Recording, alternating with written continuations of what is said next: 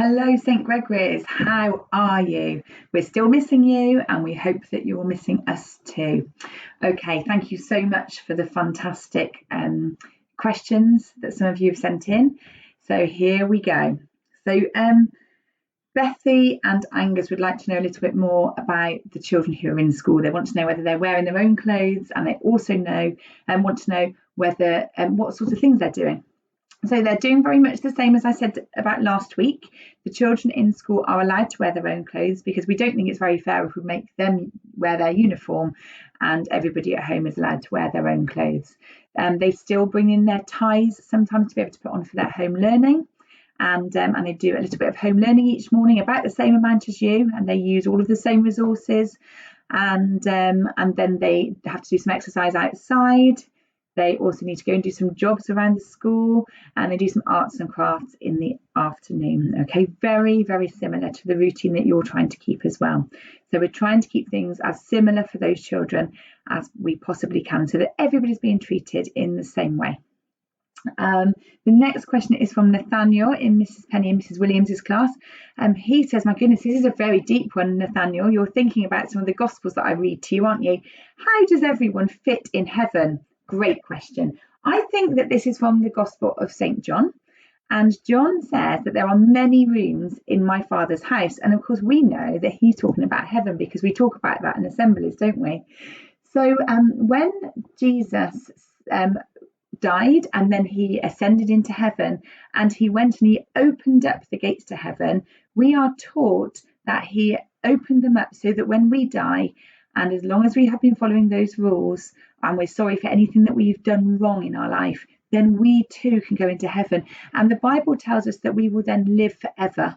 And do you remember what I said to you in assembly? I said that heaven is supposed to be like paradise. So let's have a think about what paradise might be like. And I just think in my room, in my bedroom in heaven, I think that I would have all of the people that I love dearly. I think I'd probably have some games to play. I think I'd have some stuff to do, maybe some arts and crafts, and I'd have my pet dog as well. What would you have in your bedroom in heaven? And Jesus says to us in the Bible that we just keep growing heaven, and heaven is as big as it needs to be for all of those precious people to fit into. So I don't know how everybody fits in heaven. That's one of the many, many mysteries of the Bible. But I know that I like to think that that's absolutely true, because I hope that when I die, I will go to heaven and live in paradise with all those special things around me. Oliver wants to know, have I ever been in a helicopter? Well, funny you should ask that, Oliver, because actually I have. I've been in a helicopter 3 times. I'm very, very lucky.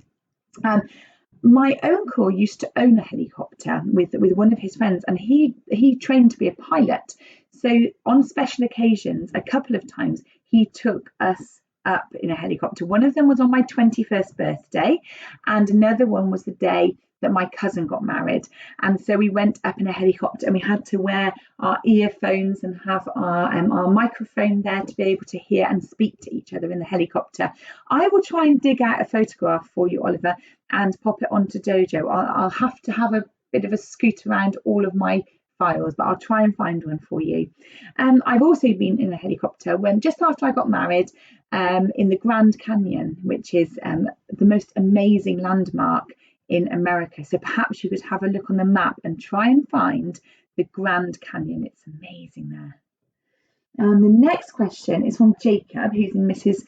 Mackenzie Ford's class, and he wants to know, or he says that his favourite food is scrambled eggs. What is my favourite food?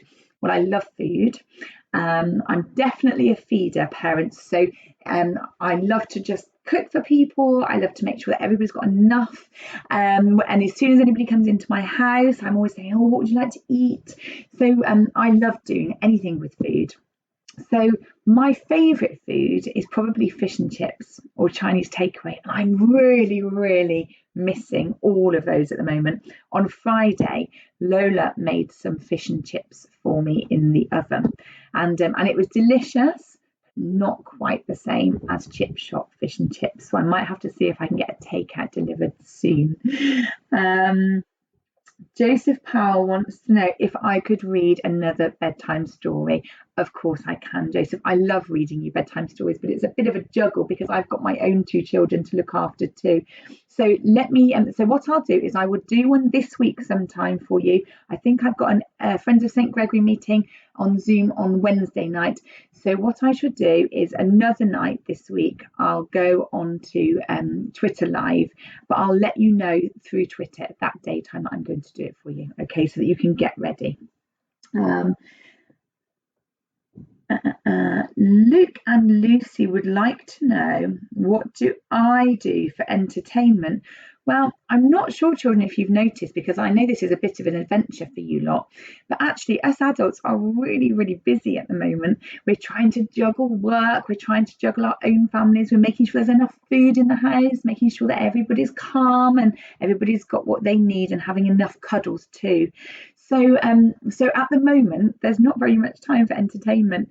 I have said to you all before that I don't watch television very often. I don't really find it very interesting because I find it really hard to sit still for a long time. I'm quite an active person.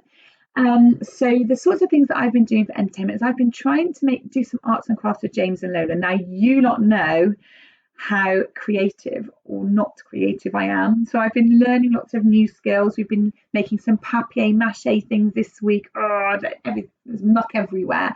And I've been trying to just do some things with them really so that they get some mummy time with me. So that's the sort of things I've been doing for entertainment. They've been quite child-led things. The other thing is we moved into a new house just the day of lockdown. So you can see I've now unpacked some boxes, but I hadn't unpacked anything until this weekend. And so I've been also doing some unpacking and some painting of the walls. So that's the sort of things I've been doing to keep me busy. Storm in Mrs. Spencer's class would like to know what my favourite Star Wars character is and why they're my favourite. Well, Storm, this might come as a surprise to you, but I have never ever watched any Star Wars. I don't even know any of the characters in it. I'll say a character and you'd probably laugh at me because it's probably not even a character from Star Wars. So I will tell you that my favourite character, well, one of my favourite characters, it sort of depends on my mood, but I really love the Mary Poppins character. And I think the reason, I've been trying to think of the reason why, and I think it's because she gives people lots of love, but she's quite tough as well. And she puts routines in place and she tries to make sure everybody's okay, but at the same time she has really quite strict rules, and I would say that she's kind of a tough loving character, and I think that that's quite similar to the way that I am. It's something that I aspire to be, I suppose. So just call me Mary Poppins. I'm not sure I'm that kind all of the time though, that's the problem. So she's my favourite character. And then Kyle, hey Kyle, this is a great question. It says, why are people using antibacterial hand gel when coronavirus is a virus and not a bacteria? Good question. Now, I've had to do a little bit of digging around to be able to answer this one. All bacteria and viruses are something called, they're germs, okay? They're things that are not particularly healthy to us, and that if we have too much of them inside us, they could make us sick. So I've gone and got all of my antibacterial cleaners, and I've got this one here, and I've got this one here, and I know that there's some things going around the internet as well that say different things. This, funnily enough, says antiviral, but I used to buy this, and it used to say on it antibacterial. Now, I think that they might have changed it so that they can sell more, or maybe to stop confusing people, because of course at the moment people want things that kill the virus of coronavirus, don't they?